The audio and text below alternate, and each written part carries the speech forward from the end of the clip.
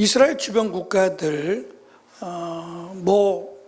지금 다시스가 등장을 합니다. 이 다시스라고 하는 것은 학자들은 스페인이다라는 것에 다른 이견이 없습니다.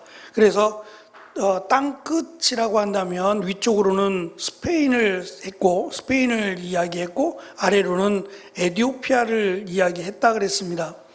근데 그 다시스를 정복하고 다시스와 함께 무역을 했던 나라가 두로라는 거예요. 오늘 말씀해 보면 두로가 해변가 저 위쪽에 있는 페니키아라고 불려지는 그 땅의 주인인데, 이 두로 그러면 우리가 기억이 나는 것이 이세벨이에요.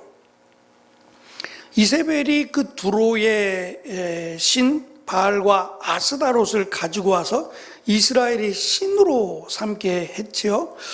그래서 이 두로가 사실은 우상이 많다라는 것보다는 한마디로 굉장히 두드러진 특징이 하나 있는데 상인이에요. 무역 상인들, 그리고 돈을 잘 벌어요. 그러니까 그쪽으로는 아주 특성화된, 심지어는 이 배를 타고 나아가서 무역할 줄을 알고, 심지어 다시스라고 하는 저 스페인, 가장 먼 곳이라고 여겼던 스페인까지 가서 무역업을 할 정도로 하여튼 이 장사꾼으로서는 이 주변 국가들에게서 가장 탁월한 나라가 바로 두로라고 할 수 있습니다. 이 두로에 대한 심판이 사실은 마지막이에요. 바벨론이라고 하는 나라로부터 시작을 했는데, 이 바벨론이라고 하는 나라는 굉장히 그 땅덩어리도 크거니와 이 바벨론이라고 하는 힘과 이 명예 또는 부에 대한 상징적인 의미가 있어요. 그래서 계시록에도 바벨론에 대한 언급이 이렇게 등장한 것은 그때까지 남아있던 나라이기 때문이 아니라 그 상징성이, 바벨론이라고 하는 그 상징성, 이 큰 나라라고 하는 상징성이 있기 때문에 그래요. 이것과 대조해서 지금 두로라고 하는 나라로 마무리가 돼요. 마지막인데, 이 두로라고 하는 나라는 끊임없이 돈을 벌기 위해서 어쩌면 돈을 목적으로 살아가는 사람들. 그래서 우리가 알고 있는 23장 16절에 보면 23장 4절에 보면 시도나, 이게 두로거든요. 두로라고 하는 두로에 대해서 나는 진통을 겪어본 일이 없고 아기를 낳지도 않았으며 남자아이나 여자아이를 길러본 적도 없다. 무슨 말이냐면 관심이 없어요. 그러니까 가족이라는 것도 관심이 없고 또 가정생활에 대한 것도 관심이 없어요. 그냥 오로지 하나, 돈 버는 거예요. 무역업을 해서 하루 종일 나가 있건 어떻게 하든 간에 이 돈 버는 일에 혈안이 돼 있고 돈 버는 일에 재미를 느끼고 그것을 인생의 목적으로 삼고 있는 사람들이에요. 특별히 이제 오늘 말씀의 내용 가운데 이들이 알렉산더 대왕에 의해서 망하거든요.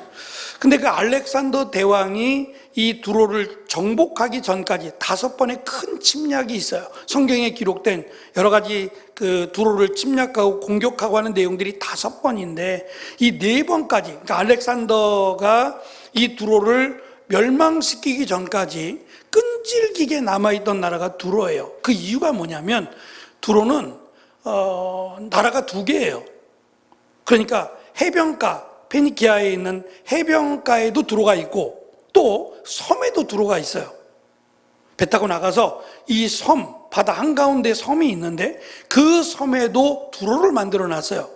그래서 이 공격을 당해서 두로가 이 육로로 인해서 공격을 당하면 그것을 빨리 빼돌려서 바닷가에 있는 두로에다가 빨리 빼돌려 놓고 그 나중에 다시 그 바닷가에 있는 두로가 다시 땅으로 와서 다시 회복하고 나는 일들이 벌어지다 보니까 2개의 나라, 2개의 도시를 동시에 침략하지 않으면 두로는 멸망하지 않아요. 그래서 4번에 걸친 큰 침략에도 살아남을 수 있었어요. 근데 사실은 알렉산더가 대단하죠. 알렉산더가 육로에 있는 두로를 멸망시키고 나서 빼돌린 저 해변가에 있는 두로를 어떻게 멸망시키냐면 이 바다를 흙이나 돌로 메꿔버려요. 두로가 있는 섬까지. 대단하죠? 그러니까 이 알렉산더라는 사람이 성경에 기록이 없으니까 어떻다라는 건 설명이 없지만 하여튼 역사적 고증에 의하면 대단한 사람인 건 분명해요. 우리가 한 일화로 현대 창업자인 회장이 돌아가셨지만 지금 강화도에 있는 이 뻘들에다가 아파트를 지으라 그랬대요. 다 반대했대요. 열이면 열 다 반대했어요. 이게 불가능한 일이라고 반대했는데 세웠어요. 그 뻘에다가 아파트를 세운 겁니다. 그것처럼 이 알렉산더가 말도 안 되는 일이에요. 그때 무슨 기술이 있겠으며, 아니 여기까지 했으면 됐지. 굳이 저 섬에까지 가서 배를 타고 전쟁을 하면 두로는 해상에 아주 능한 사람이어서 알렉산더도 몇 번에 걸쳐 실패했어요. 배 타고 나가서 전쟁을 하다 보니까 그들은 배에 능숙한 사람들이라 전쟁이 안 돼요. 그래서 결국 내린 결정이 저들이 있는 곳까지 다리를 놓자는 거예요. 실제로 돌 갖다 쌌어요. 그래갖고 멸망시킨 것이 알렉산더입니다. 이렇게 해서 두로는 멸망을 당하게 돼요.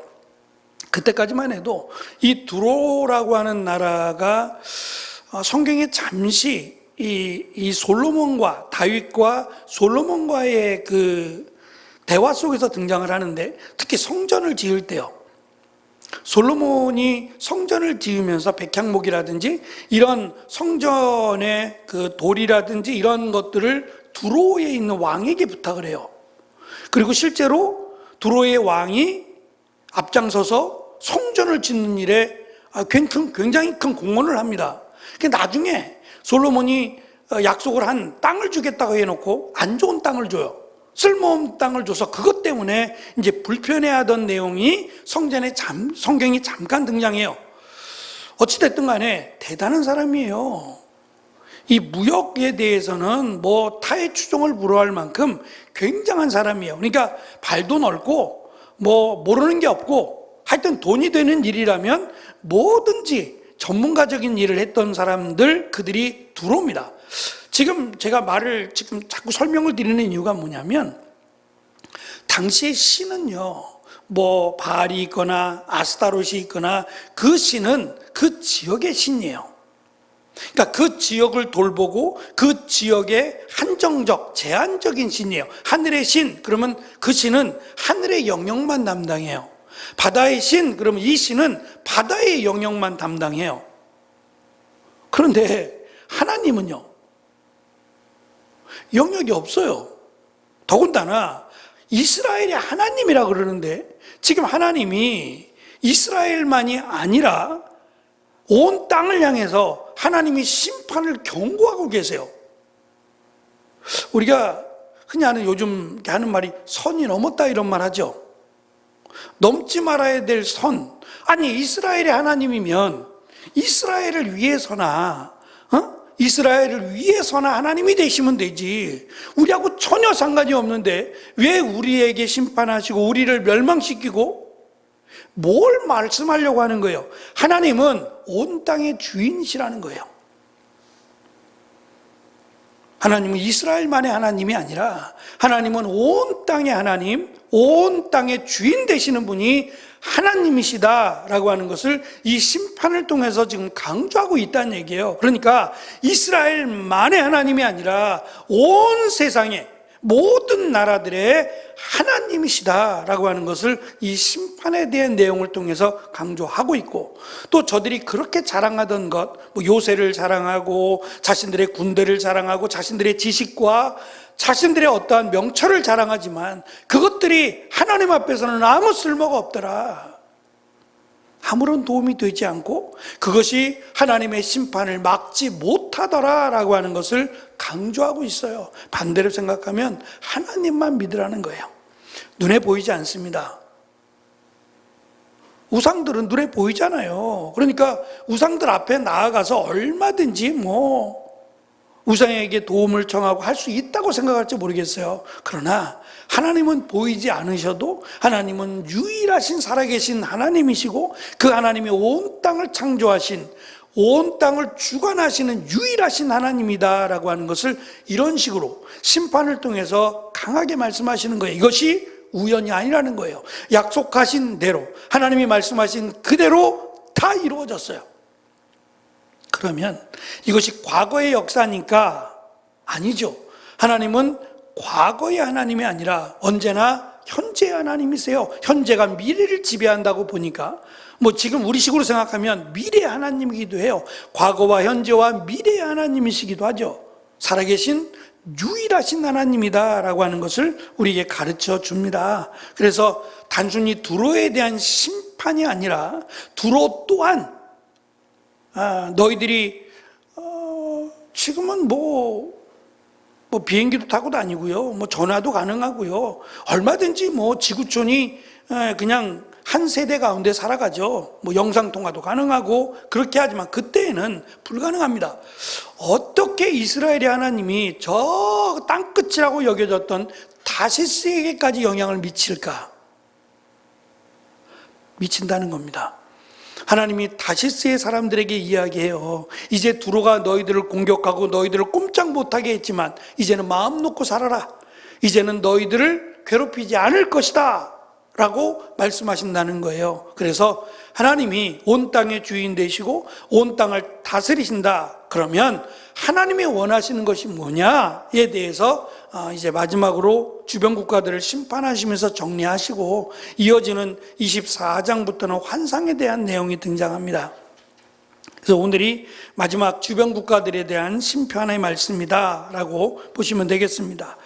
1페이지 보시면 하나님의 통치 영역에 대해 설명합니다. 온 세계의 주관자, 주권자, 또 주인이시다라는 걸 강조합니다. 말씀드린 하나님의 심판 경고의 마지막 대단원이 여기서 내려집니다. 이 예언은 하나님의 주권이 모든 인간, 권력과 부를 초월한다라는 것을 증명합니다. 먼저는 이 예언의 동쪽 끝이 바벨론, 동쪽의 끝인 바벨론, 최고의 정치적인 영화를 자랑하던 바벨론에서부터 서쪽 끝인 두로, 최고의 상업적 부를 가지고 있었던 여기까지 하나님이 심판하신다. 만약에 지금이라면 지구촌이라고 하면, 지금의 지구촌이라면 범위가 더 확대됐을 거예요. 그때 당시에 끝을 이렇게 여겼으니까 말씀하신 거지 지금이라면 또 다를 겁니다. 훨씬 더 영역이 크게 말씀하셨을 겁니다. 하나님께서 이스라엘뿐만 아니라 전 세계의 모든 문명과 권력을 통치하고 심판하시는 우주적인 통치자, 주권자라는 것을 강조합니다. 심판의 보편성입니다. 이스라엘의 영원한 적인 바벨론이든 다윗과 솔로몬 시대에 오랜 동맹을 맺었던 두로든 하나님 앞에서는 모든 나라가 다 심판에 놓였다라는 걸 강조합니다. 인간적 관계나 공로는 하나님의 공의를 무력화시킬 수 없다. 누구도 하나님의 심판을 막을 수 없다라는 걸 강조합니다. 두 번째, 교만과 세속화의 필연적 종말입니다. 두로는 해상무역과 식민지 개척을 통해 늘 다른 나라들을 침략하고 정복하는 데 대표적인 나라입니다. 8절에 보시면 왕관을 쓰고 있는 두로라고 번역을 했는데 사실 이 부분은 왕관을 씌우던 두로예요. 그러니까 두로가 땅을 정복하고 그 나라의 왕을 임명하는 거예요. 네가 왕해. 자기 마음에 드는 사람을 그 나라의 왕으로 앉히는 일을 두로가 했다는 거예요. 대단하죠. 그 땅을 정복하고 그 땅의 왕을 앉히던 그런 권위와 힘을 갖고 있는 두로라고 설명을 합니다. 그들의 지혜, 그리고 말씀드린 물과 섬의 이중도시, 이런 난공불락의 요새는 인간적 자만의 상징이 돼요. 누가 우리를 정복하겠느냐? 불가능하다. 우리는 4번에 걸친 큰 침략에도 살아남은 나라다라고 자랑을 해왔다는 겁니다. 그 나라가 하나님의 심판에 의해서 알렉산더에 의해서 멸망을 당합니다. 지금 그 땅은 그들의 후손이라고 말할 수도 없죠. 다 섞였을 테니까 한 6천 명 정도만 남아있다고 해요. 심판의 목적입니다. 두로의 멸망은 우연이 아닌 지금 하나님의 말씀처럼 하나님의 계획이며 그 목적은 모든 누리던 영화를 욕되게 하시고 세상의 모든 교만하던 자가 멸시를 받게 하려 하심이라고 설명을 하면서 오직 영화는 경배는 하나님만 받으셔야 한다라는 걸 강조합니다. 그 다음에 이어지는 내용이 이 두로라고 하는, 제가 말씀드렸던 이세벨도 그렇고 두로라고 하는 나라가 부강하잖아요. 잘 사는 나라고요. 또 범위가 넓어요. 다시스까지 갈 정도니까 굉장히 많은 나라들을 정복하고 다스려 왔어요. 그럼 그것으로 끝났냐? 말씀드린 그 나라의 신을 정복하게 돼요. 마치 블레셋이 이스라엘을 자신들의 신상 앞에다가 하나님의 언약궤를 놨잖아요. 경배하도록 놓은 이유가 우리의 신에게 정복당했다라고 여겼기 때문이에요. 그렇다면 주변 국가들을 정복하면서 그들의 신들을 가지고 왔어요. 그래서 그들의 신들 중에서 마치 부대찌개 하듯이 이건 괜찮은데 우리에게 없는 건데 그럼 섞어버려요. 그래서 그때 당시의 신들, 지금 뭐 대형 박물관에도 있다 그래요. 요즘 우리식으로 하면 제가 한 말씀드렸는데 하이브리드 아시죠? 하이브리드 승용차 그러면 전기와 기름을 같이 넣은 거예요. 전기차도 아니면서 또 이 경유나 휘발유가 아닌, 저속으로 갈 때는 전기를 쓰고 또 고속주행할 때는 뭐 경유나 휘발유를 사용하는 그런 차예요. 그래서 인기가 높죠. 가격도 조금 더 비싸고요. 이 하이브리드라고 하는 것이 사실은 복합적인 의미가 있어요. 그러니까 신들이 짜집기가 돼요. 얼굴은 독수리, 몸집은 독수리, 얼굴은 사자, 이런 식으로 자기들끼리 짜집기 해가지고 신을 만들어요. 좀 더 막강한 신으로. 그래서 신의 영역이 여기만 있는 게 아니라 사자는 한계가 있잖아요. 큰 물이 있거나 그러면 바다 위로 건너가지 못하니까 이 몸통을 독수리로 만들어 버렸어요. 그러면 날개를 펴고 저 멀리 티그리스나 유프라테스까지 나갈 수 있다라고 생각을 하면서 이렇게 짜집게 해버렸어요. 신들을 짜집게 해서 신들을 만들어 버렸어요. 우습죠? 우리가 생각하면 참 말도 안 되는 건데 그들은 이렇게 신들을 자기들이 만들었어요. 강력한 신인 것처럼.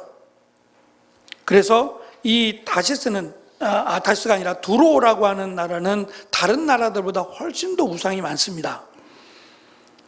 특별히 이스라엘에게 영적 부패의 원인이 되었다는 점에서 굉장히 중요성을 갖습니다.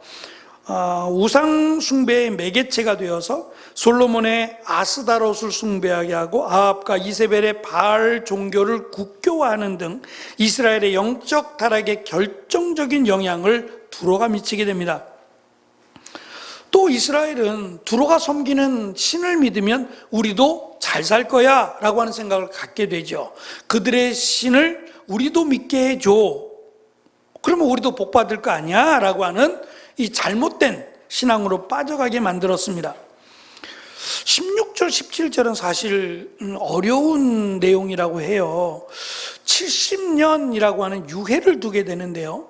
이것이 언제를 상징하는지는 모르겠어요. 하지만 심판이 목적이 아니다라는 것을 우리가 앞에서도 살펴봤지만 심판이 목적이 아니다라는 걸 여기서 보게 돼요. 왜냐하면 70년을 유해를 둘 이유가 없어요. 그냥 멸망시키시면 되는데 70년 동안을 그들에게 멸망을 유예시키는 이런 사건이 벌어집니다. 여호와께서 두로를 돌보시리니 70년이라고 하는 시간입니다. 회복의 기회가 주어진다는 거죠. 어떠한 이유인지는 알 수 없지만 멸망이 목적이 아니다라는 건 분명히 알 수 있어요. 하지만 그들이 이 70년이 지나고 다시 죄악으로 돌아갑니다. 죄악으로 돌아가서 열방과 음란을 행할 것이며 라고 말씀하고 있습니다. 여기서 음녀와 음란은 성적인 타락만이 아니라 돈과 이익을 최우선의 가치로 삼아서 모든 나라와 타협하고 결탁하려는 탐욕적인 상업주의를 의미합니다. 말씀드린 것처럼 어느 정도냐, 가정도 필요 없을 만큼 너무 좋아요. 부를 이루는 것이 너무 좋고 마치 이 밑에 내려오는 것처럼 하나님의 말씀이 쌓는 것에 대한 경고거든요. 이것에 대한, 지금처럼 뭐 은행이 있었다면 통장에 돈을 쌓았을 거예요. 근데 그게 아니라 이들은 말 그대로 곡간을 쌓고 어떻게 하면 더 많은 부를 가질까, 여기에 대한 관심이 있어요. 그러니까 결혼도 안 하고 가정도 꾸리지 않습니다. 그것보다는 그냥 오로지 돈이에요. 그래서 인간적인 근본적인 탐욕이라고 번역되는 이 단어가 맘모니즘인데, 이 맘모니즘이라고 하는 단어에서 머니가 왔어요. 머니가 맘몬신에서 온 겁니다. 이 머니가 돈이잖아요. 그러니까 결국 돈의 신이에요. 돈이 탐욕과 연결이 되고 이 돈이 인생의 목적이 되어버린다는 거예요. 우리나라는 조금 다르죠. 돈이 목적은 아닌데 돈이 없으니까 결혼을 못하는 시대가 되어버렸어요. 그러니까 얼마나 돈이 있어야 그 돈을 모아야 결혼한다 그러면, 그 기준이 예를 들어서 아파트 한 채가 있어야 결혼을 할 수 있다 그러면 아파트 한 채를 어떻게 모으죠? 특히 서울에 산다면 월급쟁이 월급으로 아파트 한 채를 모으려면 몇 살이 돼야 돼요? 그럼 몇 살에 장가를 가요? 뭔가 잘못돼도 대단히 잘못됐어요. 그럼 그 돈을 다 모으면 결혼할 수 있어요? 그것도 문제가 되잖아요. 함께 어려움을 이겨나가고 함께 저축도 하고 이렇게 시작을 해야 되는데, 어느 정도 좀 있어야 내가 결혼하지 라고 생각하면 어려워진다는 거예요. 그래서 청년들이 결혼하는 시간이 점점 늦어져요. 그래서 교회마다 지금 머리를 싸매고 있어요. 40인데 50인데 청년이에요. 결혼 안 했어요. 그러면 남전도회로 보내야 돼요? 나이는 남전도회인데 결혼 안 했어요. 그렇다고 청년회에 두자니, 청년은 고등학교를 졸업하고 20살 때부터 청년이 되는데 50까지 청년, 결혼 안 한 50대에 있는 사람도 청년에 두자니 이거는 부모하고 함께 있는 경우가 돼버리고 말았어요. 여기에 대한 준비가 안 됐어요, 교회가. 그러다 보니까 그냥 불이 났게 막 청년의 1부, 2부, 3부를 둔다든지, 인원이 별로 없는데 그럼 어떻게 안 하는지 막 어수선합니다. 이것만 문제겠어요? 나이가 50대에서 결혼을 했어요. 그럼 자녀는요? 자녀를 낳았다고 치자고요. 그러면 70이 돼도 애가 20살도 안 돼요. 이런 일들이 이제 우리 주변에서 벌어지고 있어요. 또 반대로 생각하면 70이 돼도 일해야 된다는 거예요. 자녀가 이제 고등학생이에요. 그래서 70이 돼도 80 가까이가 돼도 일을 해야만 돼요.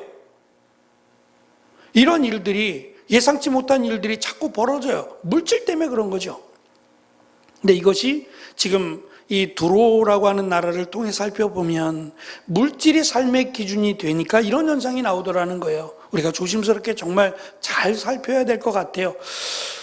물론 우리의 젊은 시절하고는 분명히 달라요. 지금은 그때랑은 분명히 다릅니다. 그렇더라도 우선권이 물질이 아니라 가정이 되고 또 결혼이 먼저가 돼야 되지 않을까?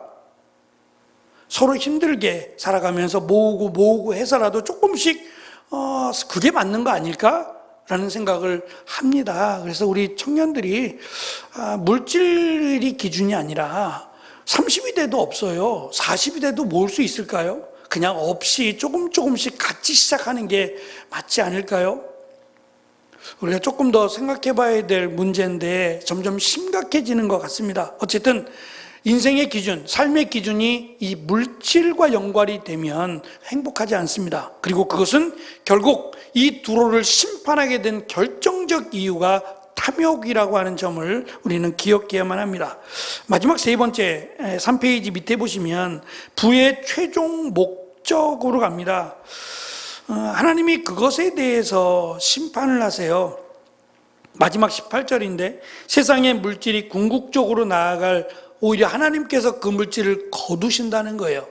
그렇게 많은 것을 취하려고 노력했지만 결국 써보지도 못하고 죽는다는 거예요. 그리고 하나님이 그것을 거두어서 하나님이 원하시는 곳에 쓰더라는 거예요. 이 말씀은 예수님께서도 부자 청년에게 말씀하셨고, 부자에 대한 그들이 하나님의 나라에 마치 못 들어갈 좀 특별한 사람들인 것처럼 말씀하신 것도 이것과 같아요. 단순히 부자니까 못 들어간다는 게 아니라 부자들은 인생의 목적이 여기에 있어요. 돈을 모으고 돈을 불리는 데 인생의 목적이 있어요. 다른 게 안 들어와요. 다른 사람을 돌아볼 겨를도 없고 어떻게 하면 내가 더 돈을 모을 수 있을까?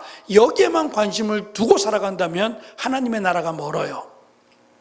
그러다 갑자기 내가 세상을 떠나거나 예수님이 오시면요,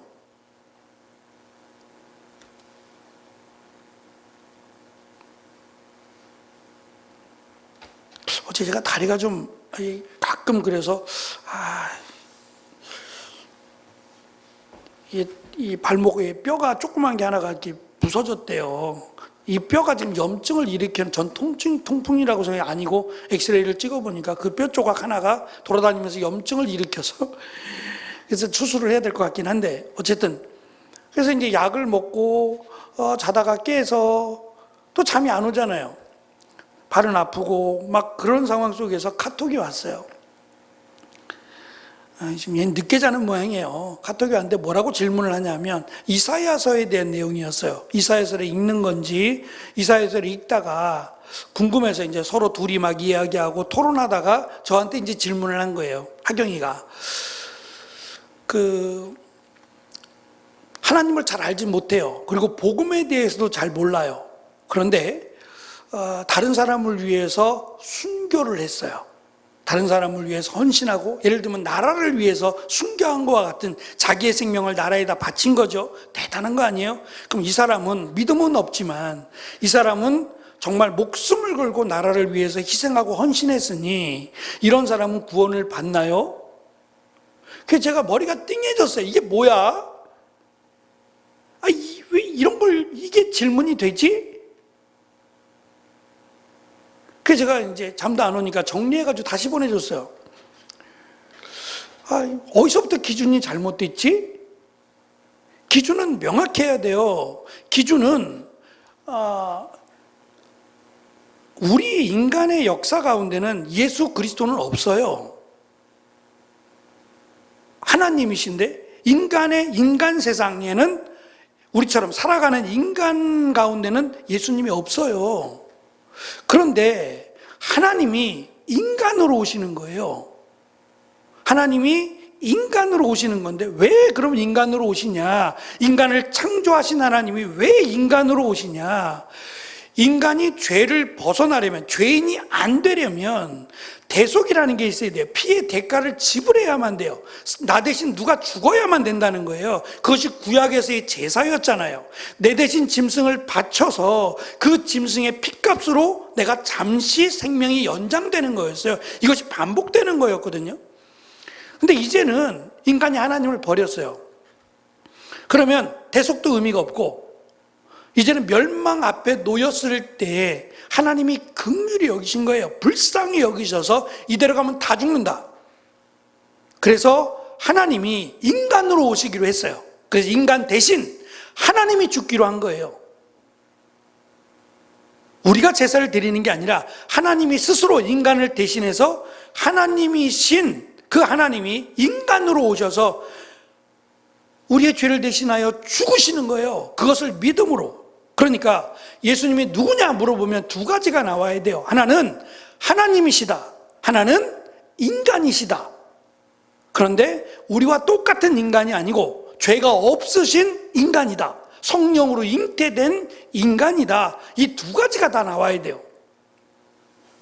그래서 그 예수 그리스도를 믿음으로, 다시 말하면 내 죄를 대신하여 죽기 위해 인간으로, 성령으로 잉태되어 인간으로 오셨고 십자가에 달려 죽으셔서 우리의 죄를 사하신 그것을 믿음으로만 구원을 받아요.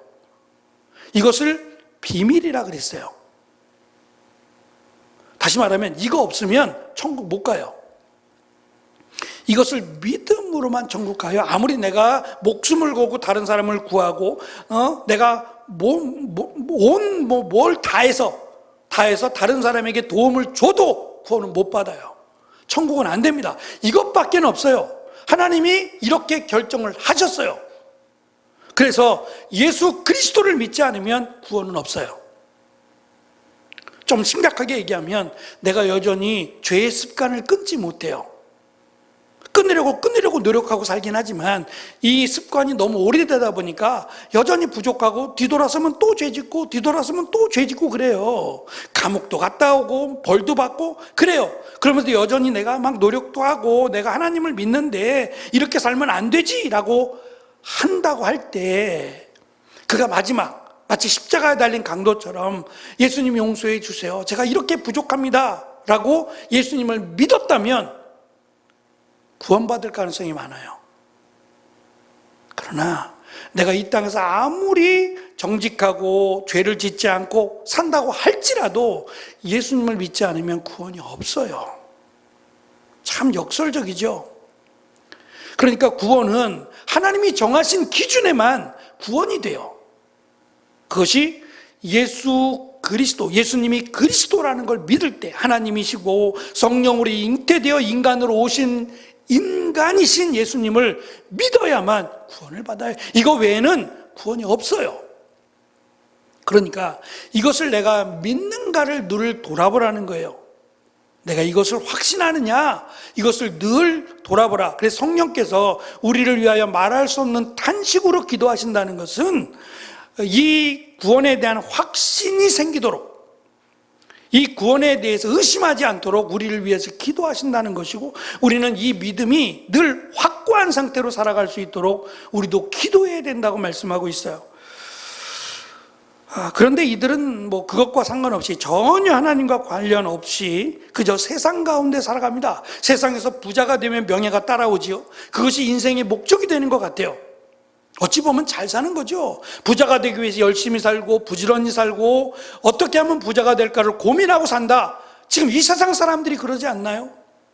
문제는 이것이 하나님의 심판과 연결된다는 점이에요. 맨 마지막 3페이지 끝에 보면 축척금지라고 돼 있죠. 두로가 다시 얻은 무역한 것과 이익을 거룩히 여호와께 돌리고 간직하거나 쌓아두지 아니하리니 라고 하는 말씀은 쌓을 수 없다는 겁니다. 쌓아도 의미가 없다는 것이고 빼앗긴다는 겁니다. 그럼 결국 그것이 무슨 의미가 있느냐? 나는 열심히 수고로 일하고 쌓아놓기만 했지 정작 쓰지도 못하고 죽는다는 거 아니냐? 그러니 잘 쓰라는 거예요. 마지막에 보시면 4페이지, 하나님의 나라 공동체들을 위한 봉사입니다.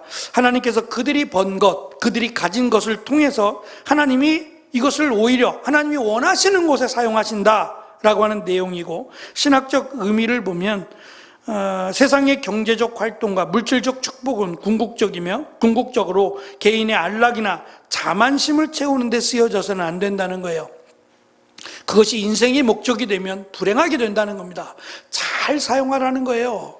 잘 사용하라고 하나님이 물질을 주셨다라는 것을 강조하고 있고, 특별히 하나님의 나라의 확장과 교회에 지체된 성도들을 위해서 잘 사용해야 된다라는 것을 강조하심으로, 이 두로에 대한, 그러니까 무엇을 먹을까, 무엇을 입을까, 무엇을 마실까만 생각하고 사는 사람들이에요. 그들에게 경종을 울려주고 그렇게 사는 것은 그냥 멸망이다라는 걸 가르쳐 줍니다. 이것은 의미 없는 삶이다. 물질을 위한 삶, 하나님이 심판하시면 끝난다라고 하는 경고의 말씀으로 이제 화면을 바꿉니다. 화면을 바꿔서 이제는 그러면 어떻게 믿음을 가지고 살아야 되느냐에 대한 내용으로 이어집니다. 그래서 조금 다음 주부터는 조금 범위가 넓어질 것 같아요. 한 장 한 장씩이 아니라 조금 더 이렇게 끊어서 함께 말씀을 나누게 될 겁니다. 어쨌든 심판에 대한 말씀들은 자신들이 자랑하던, 교만하고 자랑하던 것들이 의미 없다.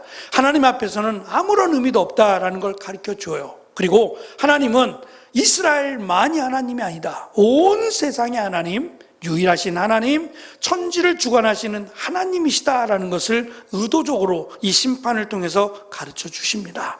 우리도 그 하나님을 믿음으로 하나님이 원하시는 믿음의 길을 걸어가는 귀한 은혜가 있기를 축원합니다. 기도하겠습니다.